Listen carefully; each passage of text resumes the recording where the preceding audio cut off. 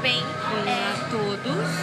A gente chegou já em São Paulo, já almoçou, já despachou as malas, já fez check-in, já atravessou o aeroporto, já morreu de calor, enfim, já fez bastante coisa. Agora a gente tá esperando dar 3h30 mais ou menos. 3h30 pra gente entrar ali, passar pela Polícia Federal, fazer todos os procedimentos, pra finalmente embarcar Pra Lisboa. pra Lisboa. Depois de Lisboa, só a conexão. Daí da conexão de Lisboa, a gente fica 2 horas no aeroporto de Lisboa, aí já Madrid. Isso. Então falta pouco. E falta pouco pra faltar muito, né? Porque depois são muitas horas de avião. chá de avião. Então, até depois. É.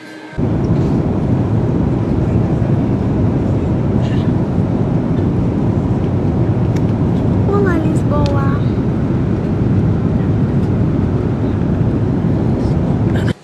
Já acabou o glamour, já acabou muita coisa. Eu não tô conseguindo nem falar direito. A gente tá agora em Lisboa, no aeroporto de Lisboa, esperando pra embarcar. E a gente tá tão cansado que a gente foi pedir informação, tipo, no fumódromo, sabe? A gente não viu que era fumódromo e ficou lá, andando que nem umas baratas tontas. Olha, eu tô cansada.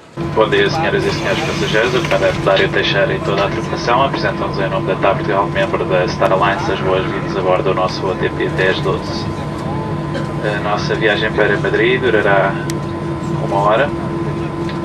Pedimos que aperte os cintos de segurança, endireite as costas das cadeiras e levante as mesas.